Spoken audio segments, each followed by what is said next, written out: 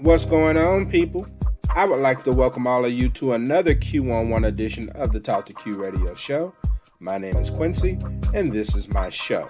And with the Q11s, what I like to do is interview people to expose my audience to new things. I talk to authors, entrepreneurs, entertainers, counselors, other podcasters, and sometimes just your everyday person who just has something to say about a particular topic.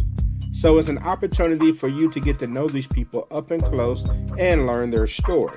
What sparked the passion to choose a certain career, or what inspired them to write that book? Or why is this person so opinionated about a particular topic? So just sit back and enjoy the show, and please be encouraged to share. A lot of my guests, much like myself, kind of do their thing by word of mouth. So the more that you share, like, or comment on a social media post, then the more you can help me grow the show. And it also gives more support to the people that I bring on the show who are looking to get their services, products, and talents out to the masses. So without further ado, let's get to the interview. My guest has a lot of titles, but the latest being an author. She's from the Keystone State of Pennsylvania. Please welcome Pattie Martello to the Talk to Q radio show. Pattie, how are you? I'm doing well. How are you, Quincy? I am great, and I appreciate you taking time to join tonight's show. And so can you give us a little background into what you do and how you got started? Because you do a lot. You're like an organizational change consultant. Yeah. I've seen you be described as a transformation expert. Can you give us a little background about yourself? Yeah. So as you mentioned, I'm from the Keystone State. I was born and raised in Pittsburgh, Pennsylvania. I'm a single parent. I'm a single mom of a beautiful 22-year-old daughter. And being a single parent put me back out on the dating scene. So during the day, I'm a project manager for information systems. And by night, I'm a writer. And I felt compelled to write the book because of my dating experiences and things that I've learned. And I figured I'd share those lessons with it. The book is mostly written for women, but it's applicable to everybody. And I figured I'd write this book because it'll help me go through a catharsis of all the frustration that I had, and B, hopefully people could learn from what I had to share. All right. So now you mentioned your experiences, and the name of the book is called Meditate to Date, Finding Love Through Self-Discovery. And it provides people with a framework in order to help them be fulfilled and happy. What experiences qualified you to write this book?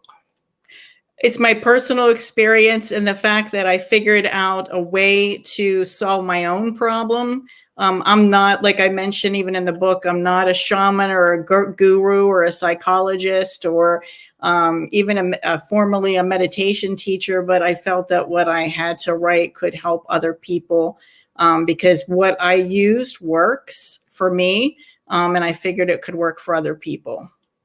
All right, so why the title Meditate to Date?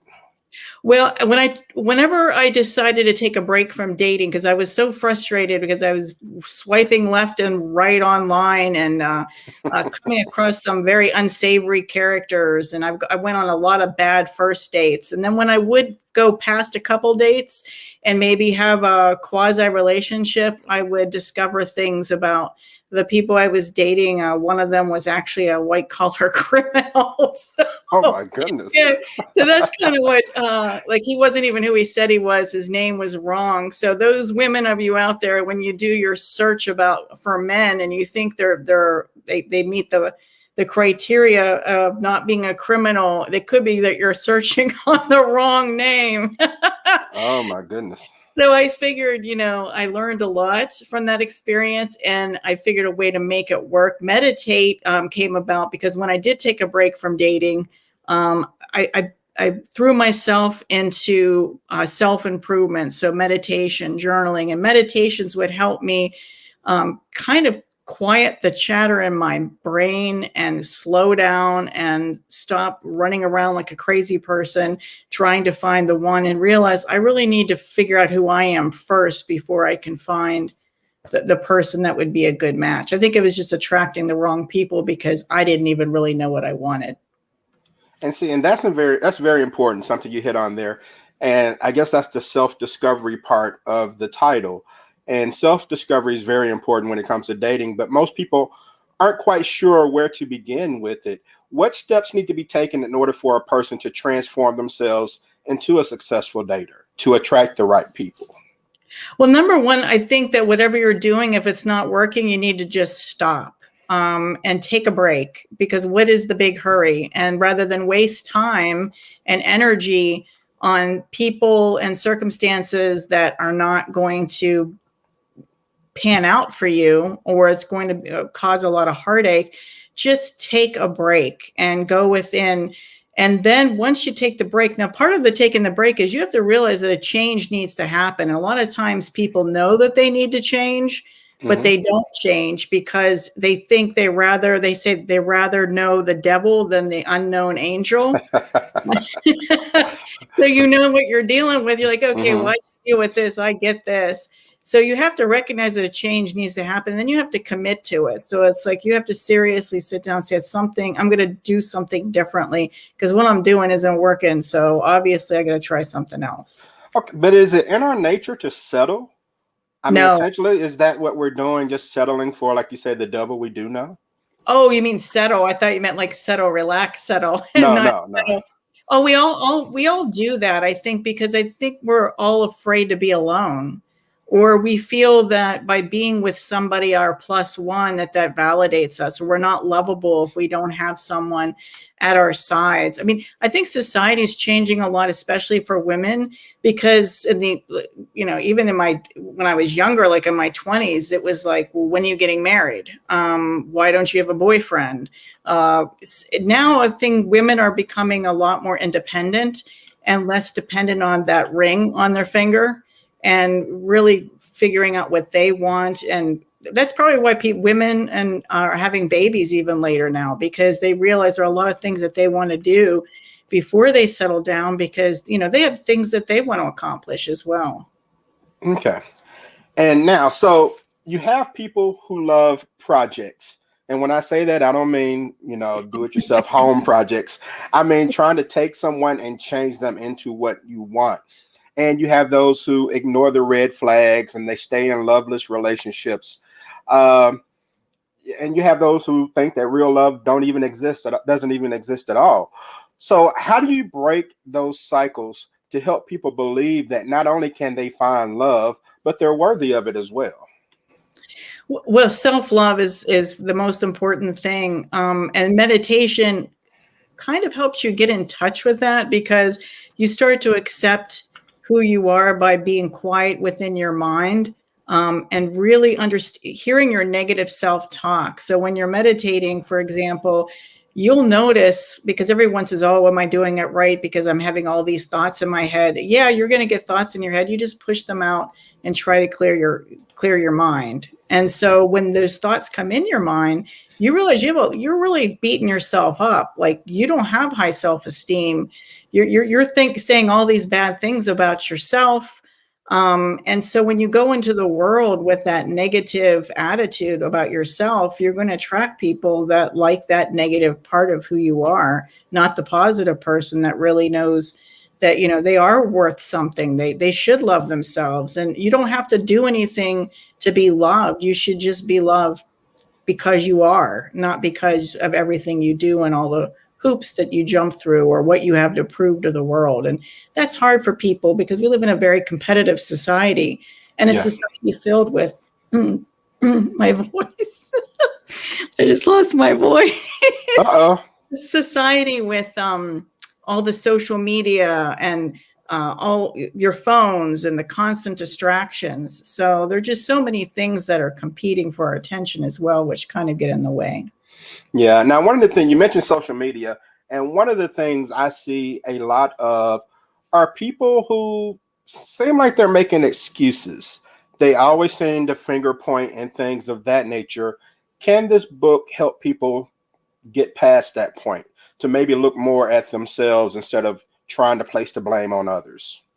Oh, definitely. I mean, I spent a lot of time analyzing what I did wrong. Yeah, I could blame everybody and say everybody that all my failed relationships are the fault of the other person, but I did play a role. It takes two, right? So you have to really, like what I did, one of the things I did during my downtime is I journal regularly. I write, and I look back at my old journals, and I was quite surprised that I did a lot of complaining and whining about everything and not taking any of the responsibility. I'm like, well, that has to change because I was a part of this. So I have to improve myself and stop blaming, saying, oh, all the guys out there are crazy. Well, I did play a part in that, right? So you have to take some responsibility. I understand. All right. So here's the $89.16 question. What does a healthy dating life look like? A healthy dating life looks like if you're doing online dating, first of all, you have to figure out what you want, and you have to know what the rules of the road are for you personally. So you know what your rules are. Like, for example, I came up with some new rules, like never date a separated man, because I was in a relationship with a separated man, and he was still dealing with all this crap with his wife. And he had a lot of things going on. He needed to read the book that I wrote. Unfortunately, I hadn't read it yet, right? Pause, take a break. And so that's one of the things you have to do is basically pause, take a break. Okay, now speaking of pause, I think I remember seeing an acronym when I was reading your website. PAL acronym. Can you explain to us what that is? Pause, awaken, launch. So pause is the time you take a break from dating.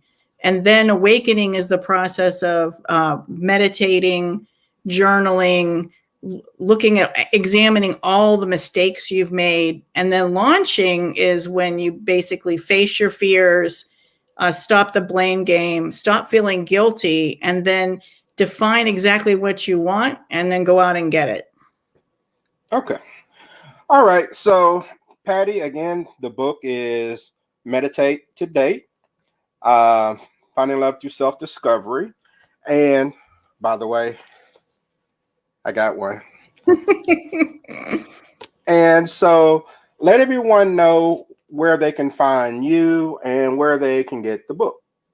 Well, the book is, you can find it on Amazon, Barnes & Noble, and you can also go to my website where you can get access through Amazon at www.pattiemartello.com, and that's Pattie with an IE, like peppermint patty.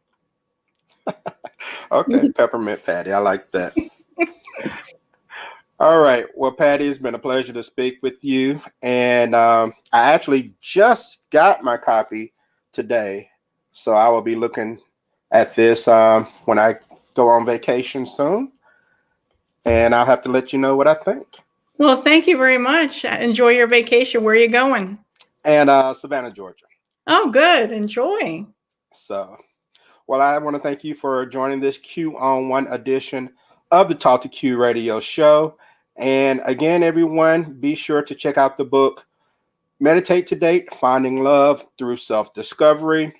You can go to PattieMartello.com to get more information on her. You can find the book on Amazon, just as I did. And I will see you all on the next edition of the Talk to Q radio show. Go to TalkToQ.com to get more information on me. Everyone have a good evening. Peace out.